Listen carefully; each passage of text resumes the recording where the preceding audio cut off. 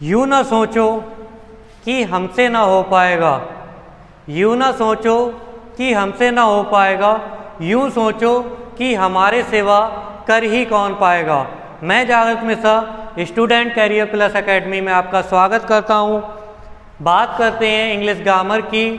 इससे पहले आपका एक लेक्चर इंग्लिश ग्रामर का basic introduction of English grammar हो चुका है, जिसमें मैंने आपको इंग्लिश का पूरा डिटेल में बताया कि इंग्लिश आपकी लैंग्वेज है, लैंग्वेज को आपने किस में साउंड में चेंज किया था, साउंड क्या बने थे, लेटर बने थे जाके। उसके बाद मैंने आपके लेटर को वर्ड में कन्वर्ट किया जो कि आपकी पार्ट ऑफ स्पीच बनी थी। उसके बाद सेंटेंस, यानी कि आपने आज जो टॉपिक स्टार्ट करने जा रहे हैं वो आपका है सेंटेंस।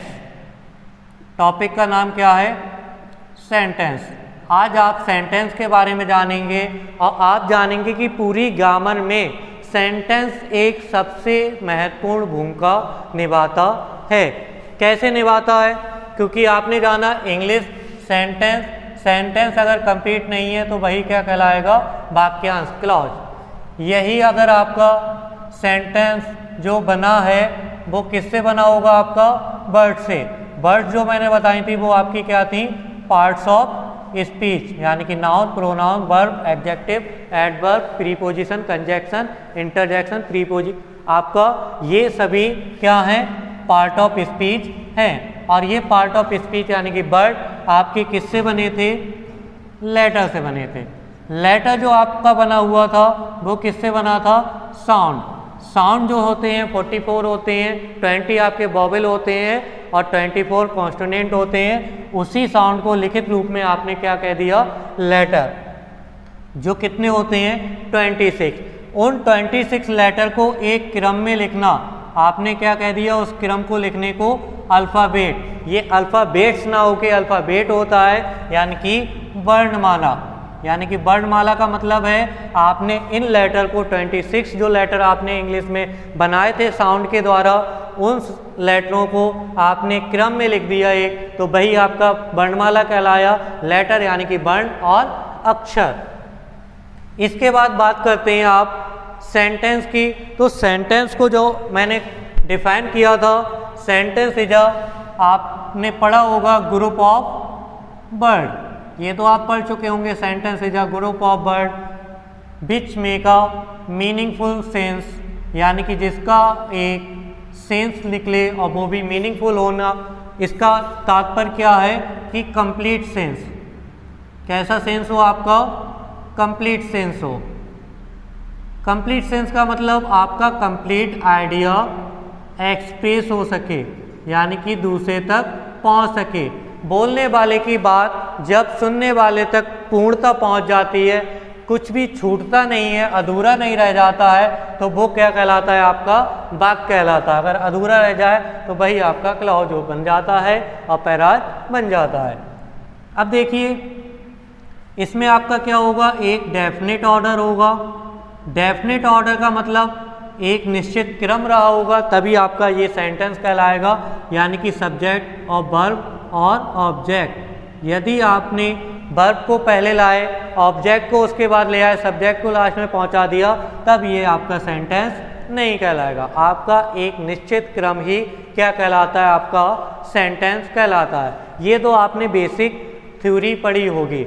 लेकिन बात करते हैं अगर सेंटेंस की सेकंड डेफिनेशन की, तो सेंटेंस की डेफिनेशन क्या होती है? A sentence is a made up of parts of speech. इसका मतलब क्या है? आपकी जो सेंटेंस है वो किससे मिलके बना है? पार्ट ऑफ स्पीच से मिलके बना है। और मैं पहले ही बता चुका हूं कि पार्ट ऑफ स्पीच आपका जो वर्ड होते हैं वही पार्ट ऑफ स्पीच होती हैं। जो आपकी 8 है आर्टिकल को उसमें काउंट नहीं किया गया है। अब बात करते हैं कि जो संसार में शब्द हैं वो कितने हैं? 8। इन्हीं पार्ट ऑफ स्पीच को वर्ड कहते हैं। वो या तो नाउन होगा या प्रोनाउन होगा, इन्हीं में से होता है। अब बात करते हैं कि यदि ये सेंटेंस है तो सेंटेंस का स्ट्रक्चर क्या रहा होगा? Structure of sentence. अब सेंटेंस का स्ट्रक्चर कैसे बनेगा आपने जाना होगा। सेंटेंस दो प्रकार का होता है, जैसे कि सब्जेक्ट और दूसरा आपने क्या जाना, प्रेडिकेट। अब सब्जेक्ट के बारे में बात करेंगे तो सब्जेक्ट क्या होता है, यानी कि अगर मैं आपको एक सेंटेंस दे दूं जैसे कि मोहन इज अ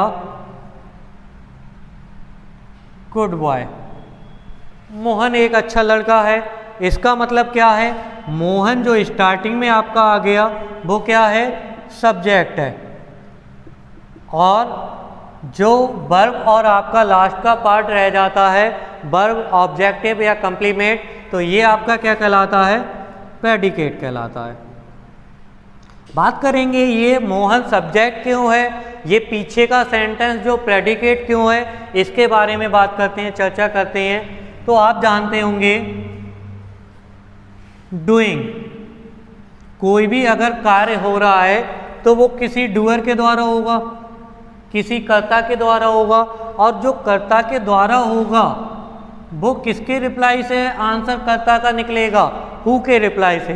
तो कौन एक अच्छा लड़का है, मोहन, तो मोहन एक अच्छा लड़का है, यानी कि डूअर कौन सा आ गया आपका, मोहन आ गया, हु का रिप्लाई आपका क्या आ गया, मोहन, ये आपका क्या बन गया, सब्जेक्ट हो गया।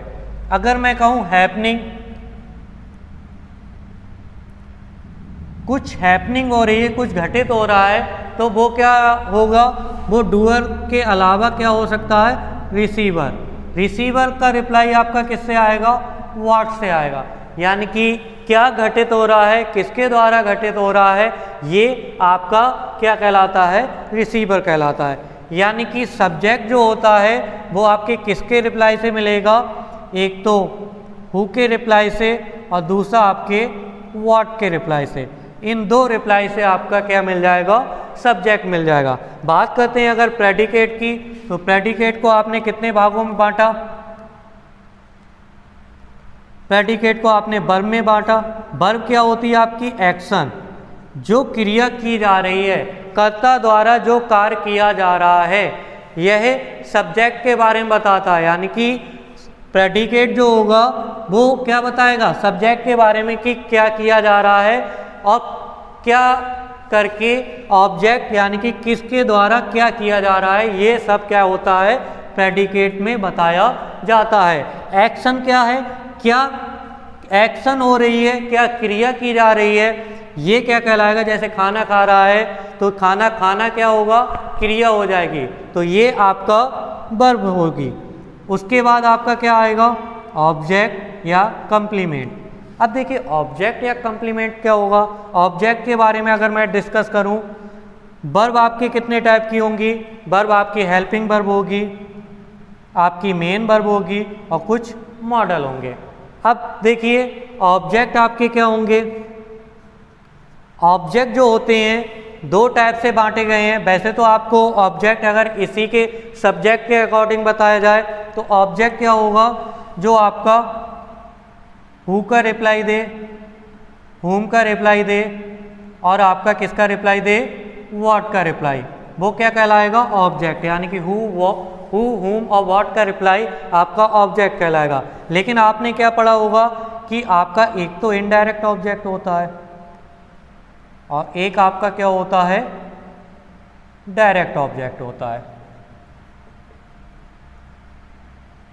अब ये इनडायरेक्ट ऑब्जेक्ट और डायरेक्ट ऑब्जेक्ट क्या होता है, यानी कि जो ऑब्जेक्ट लिविंग बींग्स होगा वो आपका क्या होगा, इनडायरेक्ट ऑब्जेक्ट, जो आपका नॉन लिविंग बींग्स होगा वो आपका कौन सा होगा, डायरेक्ट ऑब्जेक्ट। अब बात करते हैं कि सेंटेंस का स्ट्रक्चर आपने किस प्रकार से जाना। एक सेंटेंस में क्या हो सकता है, एक सेंटेंस में सब्जेक्ट हो सकता है, वर्ब और ऑब्जेक्ट। जैसे कि मैंने वाक्य बोला था Mohan is a good boy, तो मोहन आपका सब्जेक्ट हो गया, इज आपकी हेल्पिंग वर्ब हो गई, अ गुड बॉय एक अच्छा लड़का है, ये आपका बॉय क्या हो गया, ऑब्जेक्ट हो गया। अब अच्छा ये उसकी विशेषता है, यानी कि एडजेक्टिव बन गया। ये पार्ट ऑफ स्पीच से मिलके आपका क्या बना है, सेंटेंस बना है। बात करते हैं अगर आपके ऑब्जेक्ट की और सब्जेक्ट की, तो ये ऑब्जेक्ट और सब्जेक्ट मिलकर ही क्या कहलाते हैं, नाउन कहलाते हैं। यानी कि आपका नाउन में क्या होगा, नाउन सब्जेक्ट के स्थान पे आएगा और ऑब्जेक्ट के स्थान पे आएगा। सब्जेक्ट के स्थान पे कैसे आएगा, जब आपको हु का और व्हाट का रिप्लाई मिलेगा। सब्जेक्ट के बारे में आपको बता दिया, और जो आपका हु का, व्हाट का एंड हुम का रिप्लाई मिलेगा वो आपका क्या कहलाएगा, ऑब्जेक्ट कहलाएगा। और ये सब्जेक्ट ऑब्जेक्ट क्या कहलाएगा, नाउन। अगर नाउन के स्थान पे कोई वर्ड आ जाए तो वही आप जानते हैं वही क्या कहलाएगा, प्रोनाउन कहलाएगा। बात करते हैं डायरेक्ट और इनडायरेक्ट ऑब्जेक्ट की। तो अगर मैं कहूँ ही गेव मी आ पेन, वह मुझे एक पेन देता है, तो ये आपका क्या है, सेंटेंस है और पूर्णतः वाक्य सही जा रही है, जो बात कही जा रही है और जो सुनने वाला है उस तक पूर्णतः अर्थ उसका पहुंच रहा है। अगर यहीं पर मैं कह दूं ही गेव आ पेन मी, यानी कि इसका कोई भी डेफिनेट ऑर्डर आपको नहीं मिला। अब ये बताइए इसमें सब्जेक्ट क्या है, कौन मुझे पेन देता है, तो ही, कौन, हु का रिप्लाई मिल गया, तो ये आपका क्या कहलाया, सब्जेक्ट। और सब्जेक्ट ही क्या होगा, नाउन या प्रोनाउन हो सकता है, तो ये यहाँ पे प्रोनाउन है।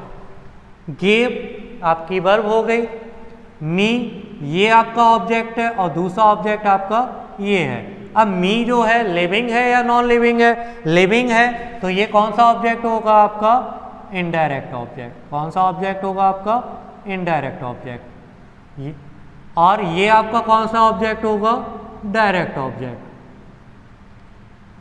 तो आप याद रखिए इंग्लिश ग्रामर में एक रूल है, यानी कि इंग्लिश ग्रामर हमेशा रूलों के अकॉर्डिंग चलती है। अगर नियम गलत हो जाते हैं तो वही सेंटेंस आपका एरर आ जाती है, यानी कि सेंटेंस में एरर आपसे बहुत पूछी जाती है। और सेंटेंस जो है वो इंग्लिश ग्रामर का सबसे इम्पोर्टेंट पार्ट है। ऐसा कोई कॉम्पिटिटिव एग्जाम नहीं है जिसमें आपके इंग्लिश ग्रामर में सेंटेंस से रिलेटिव कुछ भी ना हो। सेंटेंस आपका पार्ट ऑफ स्पीच में भी रिलेट हो जाएगा, टेंस में भी रिलेट हो जाएगा। अगर मैं आपको आगे सेंटेंस के टाइप पढ़ाऊंगा तो ऐसा कुछ नहीं है जो आपका सेंटेंस में रिलेट ना हो, यानी कि उससे संबंधित ना हो।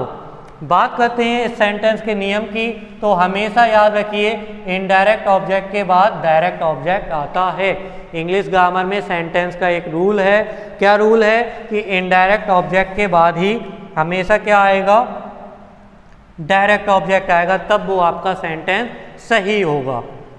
अगर ये आपका डायरेक्ट ऑब्जेक्ट के बाद इनडायरेक्ट ऑब्जेक्ट आ जाए तो ये सेंटेंस आपका गलत हो जाएगा। इसका कारण क्या, ही गेव अ पेन मी, उसने पेन दिया मुझे, ये कोई वाक्य नहीं बना, यानी कि सेंटेंस ये गलत हो गया। अब इस सेंटेंस को सही करने का भी तो कोई तरीका होगा। अगर आप नॉन लिविंग बीइंग के बाद लिविंग बीइंग्स यानी कि डायरेक्ट ऑब्जेक्ट के बाद इनडायरेक्ट ऑब्जेक्ट को लाते हैं, डायरेक्ट ऑब्जेक्ट के बाद इनडायरेक्ट ऑब्जेक्ट को लाते हैं, तो आपको क्या करना पड़ता है, टू से जोड़ना पड़ता है। दोनों वाक्यों को किससे जोड़ना पड़ेगा, टू से जोड़ना पड़ेगा, तब जाके आपका वाक्य सेंटेंस सही होगा, अन्यथा ये सेंटेंस सही नहीं होगा। एक और एग्जाम्पल से समझ लेते हैं। आई टीच यू इंग्लिश, या फिर आई टीच इंग्लिश यू। कौन सा सेंटेंस सही है, आप बताइए, कौन सा सेंटेंस गलत है। तो मैंने कहा ये आपका इनडायरेक्ट ऑब्जेक्ट, उसके बाद डायरेक्ट ऑब्जेक्ट आ रहा है, लिविंग बीइंग्स के बाद आपकी नॉन लिविंग बीइंग्स आ जाए तो यही आपका क्या कहलाएगा, सही सेंटेंस कहलाएगा।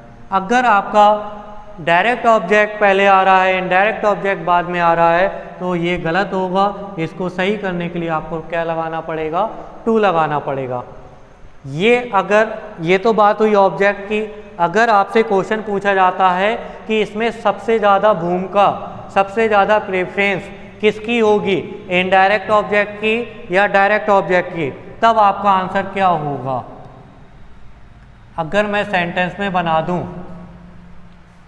ही gave me, he gave a pen, अगर मैं बना दूं ही आई टीच यू, या फिर मैं बना दूं आई टीच इंग्लिश। अब बताइए इसमें कौन सा सेंटेंस सही है, कौन सा सेंटेंस गलत है। आप समझ जाएंगे कि किसकी भूमिका ज़्यादा होती है, किसकी प्रेफरेंस ज़्यादा है, किसकी कम है। ही गेव मी, वह मुझे देता है, क्या वाक्य कंप्लीट हुआ? यानी कि सेंस रह गया कि किताब दे रहा है, पेन दे रहा है। आप इसका सेंस कंप्लीट नहीं कर पा रहे हैं और कंप्लीट सेंस ना होने के कारण ये सेंटेंस नहीं सही होगा। अब sentence he gave a pen, वह एक पेन देता है, तो ये पूर्णतः वाक्य सही है, यानी कि सही सेंस दे रहा है, कंप्लीट दे रहा है। आई टीच यू, मैं इंग्लिश पढ़ाता हूँ, मैं तुम्हें पढ़ाता हूँ, क्या पढ़ा रहा हूँ, इसमें कंप्लीट बात नहीं की जा रही है। मैंने कहा सेंटेंस वह होता है जिसमें कही हुई बात सुनने वाले तक पूर्णतः पहुँच जाए, कोई भी अधूरी चीज़ ना रह जाए, कोई भी चीज़ छूटे ना, तो वो सेंटेंस होता है। अब इसमें छूट रही है बात, क्या आई टीच यू, मैं तुम्हें पढ़ाता हूँ, इसमें क्या पढ़ा रहा हूँ क्लियर नहीं है। आई टीच इंग्लिश, मैं इंग्लिश पढ़ाता हूँ, तो ये बिल्कुल सही है। तो इसका मतलब आपने क्या सीखा कि जो इंग्लिश है और जो यू है, यानी कि इनडायरेक्ट ऑब्जेक्ट का आपका प्रेफरेंस सेकंड नंबर की रहती है और डायरेक्ट ऑब्जेक्ट की फर्स्ट प्रेफरेंस है। यानी कि आपकी प्रेफरेंस देखी जाए तो आपकी कौन सी प्रेफरेंस होती है सेंटेंस में, हमेशा फर्स्ट की ज़्यादा होती है। यानी कि हमेशा आपके सेंटेंस में फर्स्ट जो है, फर्स्ट प्रेफरेंस किसकी है, आपकी डायरेक्ट ऑब्जेक्ट की है, इनडायरेक्ट ऑब्जेक्ट की है, यानी कि डायरेक्ट ऑब्जेक्ट की होती है। अगर आपका सेंटेंस में डायरेक्ट ऑब्जेक्ट नहीं है तो वो सेंटेंस आपका गलत हो जाएगा। इससे आगे बात करते हैं अगर आपसे कि कुछ सेंटेंस जो होते हैं उसमें आप तो पार्ट ऑफ स्पीच पूछने को आती है, आप part of speech he decide नहीं कर पाते कि इसमें ये वर्ड होगा क्या। जैसे कि मैं बात करूं आई लाइक माई होम, मुझे अपना घर पसंद है, मैं लाइक करता हूँ, पसंद करता हूँ, माई होम मेरा घर। हर किसी को अपना घर पसंद होता है, मुझे भी है। अब देखिए अगर आप इसी सेंटेंस को चेंज कर दें, आई वेंट होम, मैं घर जाता हूँ, my go this home is very expensive. अगर ऐसे सेंटेंस मिलें, इन्हीं दो सेंटेंसों से मैं पूछना चाहता हूँ इस होम को आप क्या कहेंगे और इस होम को क्या कहेंगे। तो देखिए आई लाइक माई होम, मैं अपने मेरे घर को पसंद कर रहा हूँ, इसका मतलब ये आपका ऑब्जेक्ट पे आया, किसके, मेरे। अब देखिए यहाँ पर आपका ये क्या कहलाया, सब्जेक्ट कहलाया, ऑब्जेक्ट कहलाया। अगर ये ऑब्जेक्ट है तो ऑब्जेक्ट आपका क्या है, ऑब्जेक्ट से पहले आ गया ये माई, और माई आप जानते हैं पसेसिव एडजेक्टिव होता है, प्रोनाउन का पार्ट। अब देखिए इसमें अगर आप ये देख रहे हैं हमेशा पसेसिव एडजेक्टिव नाउन से पहले ही आता है। यानी कि अगर आप इंग्लिश ग्रामर के नियम को पढ़ेंगे तो आप देखेंगे नाउन से पहले अगर पसेसिव प्रोनाउन एडजेक्टिव आ रहा है तो वहाँ पर नाउन होगा, उसके बाद पसेसिव एडजेक्टिव के बाद क्या मिलता है, नाउन मिलता है। अब देखिए ये जो हो गया नाउन कहलाया, लेकिन इसमें ये क्या नाउन होगा, आई वेंट होम, मैं घर गया। तो ये जो घर है यहाँ पर ऑब्जेक्ट के स्थान पे तो है, लेकिन ऑब्जेक्ट के स्थान पे जाने की विशेषता है क्या, यानी कि ये विशेषता बताई जा रही है मैं घर गया, यानी कि घर जो है जाने की विशेषता है, आप जा रहे हैं घर को, ये वर्ब की विशेषता बता रहा है, इसलिए ये क्या कहलाया, एडवर्ब कहलाया। ये आपका नाउन नहीं कहलाया। तो हमेशा याद रखिए, कभी भी सेंटेंस में सेम वर्ड हमेशा पार्ट ऑफ स्पीच को चेंज कर सकते हैं अकॉर्डिंग टू उसके सेंस। अगर सेंस क्या आ रहा है, कहाँ पर क्या सेंस बन रहा है, उसको सेंस के अकॉर्डिंग आप सेंटेंस के पार्ट ऑफ स्पीच चेंज हो जाती हैं, वर्ड वही रहते हैं। जैसे कि मैं कहूँ अगर राम लव्स सीता, यानी कि राम जो है प्रेम करते हैं सीता को, तो ये आपकी वर्ब होगी। वर्ब मैंने बताया था एक्शन, कोई भी कार्य हो, और एक्शन में भी कई रूल होते हैं। अगर आपके लास्ट में ATE लगा हुआ है तो वो क्या कहलाएगी, एक्शन कहलाएगी। यानी कि एक्शन में भी आपके कई रूल हम आगे डिस्कस करेंगे। एक एक करके मैं पूरी इंग्लिश ग्रामर का बेसिक से लेके हाई कॉन्सेप्ट तक आपको एक एक वीडियो में बिल्कुल क्लियर कराते हुए चलूँगा। इससे पहले बात करते हैं लव। लव यहाँ पर क्या है, आपकी वर्ब है, आप जानते हैं। ये आपका सब्जेक्ट हो गया। राम सीता को क्या करते हैं, प्रेम करते हैं। किसको, जहाँ पर किसको आ गया यानी कि होम का रिप्लाई मिल रहा है, और होम का रिप्लाई कौन देता है, ऑब्जेक्ट। यानी कि सीता आपका क्या हो गया, ऑब्जेक्ट। कौन कौन सीता को प्रेम करता है, ये कौन मिल गया, कौन का रिप्लाई, हु का रिप्लाई कौन करता है, सब्जेक्ट। ऑब्जेक्ट भी कर सकता है, सब्जेक्ट भी, लेकिन स्टार्टिंग में आया तो स्टार्टिंग में ऐसा नहीं है। आपके कई एग्जामों में, मान लीजिए कई एग्जामों में आपके जो सब्जेक्ट होता है वो आपको ढूंढ ही नहीं मिलता है। जैसे अब सुपर टेट का ही पेपर देख लीजिए, आपका ए हैमेट करके आया था, वो सबसे लास्ट में था। यानी कि वर्ब के बाद आपका लिखा हुआ था ए हैमेट, यानी कि आप तो उसे ऑब्जेक्ट समझ लेंगे, लेकिन वो क्या था, सब्जेक्ट था। क्यों था, क्योंकि वो हु का रिप्लाई दे रहा था, और जो हु और हुम का व्हाट का रिप्लाई देता है वो क्या बनेगा जाके, subject. On the hill of the lips ए हैमेट। तो ऐसे आपका सेंटेंस था। तो सेंटेंस हमेशा आप देखिए कभी भी अपनी पोजीशन को चेंज करते ही अपने पार्ट ऑफ स्पीच को भी चेंज कर देता है। अगर मैं इसी सेंटेंस की चेंज कर दूं, यहाँ पे लव क्या है, आपकी वर्ब है। अगर इसी सेंटेंस को मैं कह दूं लव्स चेंज इट्स कलर, इसका मतलब है यहाँ पर लव आ गया। अब ये आपने तो लव को हमेशा पढ़ा है, वर्ब होती है, लेकिन यहाँ पर ये क्या वर्ब है, नहीं, ये आपके किस स्थान पे आ गई, सब्जेक्ट। क्यों आ गई, कौन परिवर्तन कर रहा है, कलर कौन बदल रहा है, कौन बदल रहा है अपने रंग को, तो लव। यानी कि ये लव जो होगा कौन के स्थान पे आ रहा है, हु का रिप्लाई दे रहा है, इसलिए ये आपका सब्जेक्ट हो गया। और सब्जेक्ट हो गया तो ये क्या कहलाएगा, अब यहाँ पे नाउन कहलाएगा। क्लियर हुआ। यानी कि आपका ये जो सेंटेंस है, इस प्रकार से सेंटेंस को डिफाइन किया जाता है। इसके आगे इसके कई पार्ट पढ़ेंगे, एक एक टाइप पढ़ेंगे। अगर आपसे और सेंटेंस की अगर मैं बात करूं तो आपने पढ़ा होगा डांस। डांस आपका क्या होता है, हमेशा आपने उसे वर्ब ही पढ़ा होगा।